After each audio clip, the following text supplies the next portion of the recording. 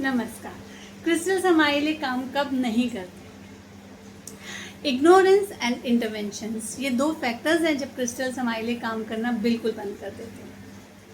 अच्छा, एक बात बताइए, जब भी हम कभी अपने घर में मंदिर लाए होंगे, या मान लो हम अपने घर में मंदिर लेके आते हैं या भगवान को अपने घर के किसी डायरेक्शन में स्थापित करते हैं, तो हम अपने आप ही बाय डिफ़ॉल्ट बहुत सारी बातें सोच लेते हैं। जैसे हम बाय डिफ़ॉल्ट ये सोच लेते हैं कि भगवान को जिस जगह हमने रखा है वो सबसे ज़्यादा पवित्र जगह है। बाय डिफ़ॉल्ट हम ये सोच लेते हैं कि भगवान है ना हमारे साथ, तो सेफ़ है। बाय डिफ़ॉल्ट हम मंदिर का अपने घर में होना एक सेफ़ जोन समझते हैं। बाय डिफ़ॉल्ट हम ये समझते हैं कि हम जो भी भगवान से बात कर रहे हैं, भगवान सब सुन रहा है। सो ये जो बाय डिफ़ॉल्ट है ना, ये बहुत बड़ा ट्रस्ट फैक्टर है। क्रिस्टल का यूज़ करते हुए हमें सिर्फ और सिर्फ बाय डिफ़ॉल्ट की पद्धति ही अपनानी है। सो जब भी हम अपनी लाइफ में क्रिस्टल्स को यूज़ करते हैं या क्रिस्टल्स लेके आते हैं, उसी दिन से हमें समझ लेना चाहिए कि जिस दिन हमने क्रिस्टल्स में अपनी इंटेंशंस का बीज डाला, उसी दिन से बाय डिफ़ॉल्ट काम हो गया। अब एक चीज़ पे हम और ध्यान देंगे। जब भी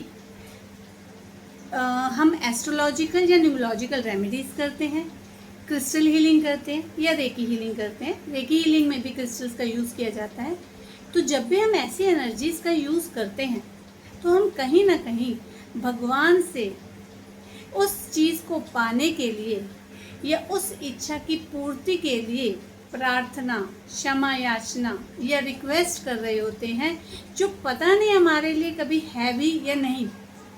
सो जब हम इन एनर्जीज़ का यूज़ करते हैं, तो नेचर हमारे लिए सर्कमस्टेंसेस क्रिएट करता है।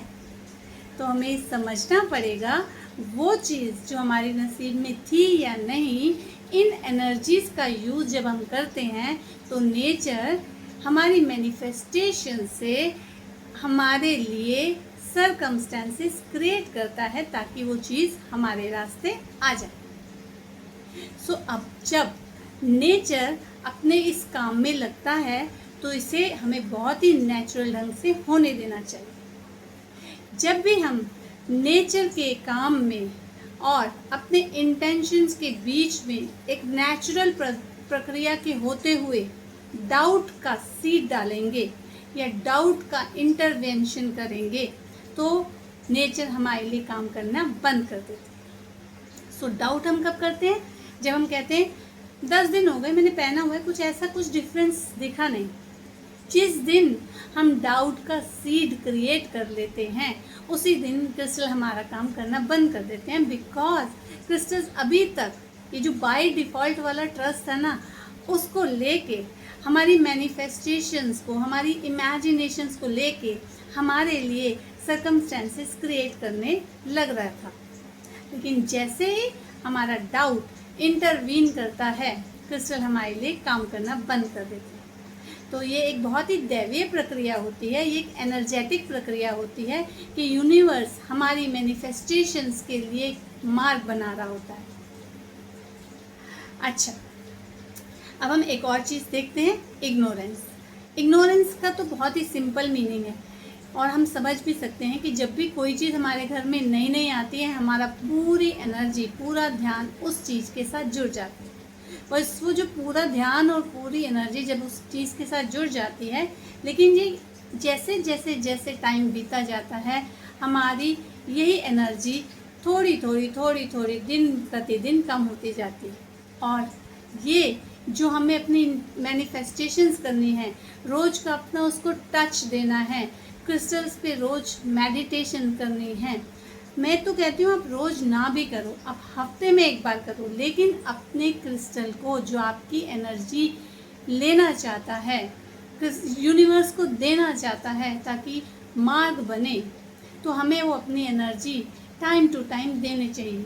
लेकिन हम इग्नोर करने लगते हैं। शुरू के कुछ टाइम पर हम मेडिटेशन भी करते हैं, धीरे धीरे हम मेडिटेशन भी छोड़ देते हैं।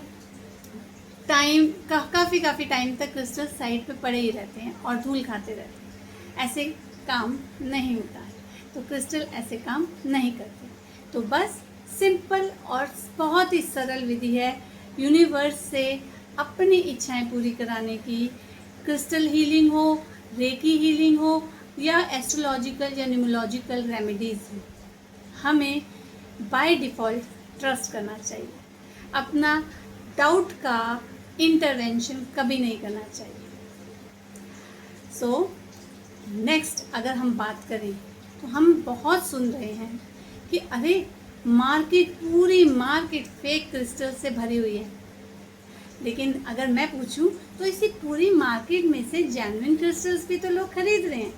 तो वो जेन्युइन क्रिस्टल जेन्युइन रेट्स पे कहाँ मिलेंगे, हम इसकी बात करेंगे नेक्स्ट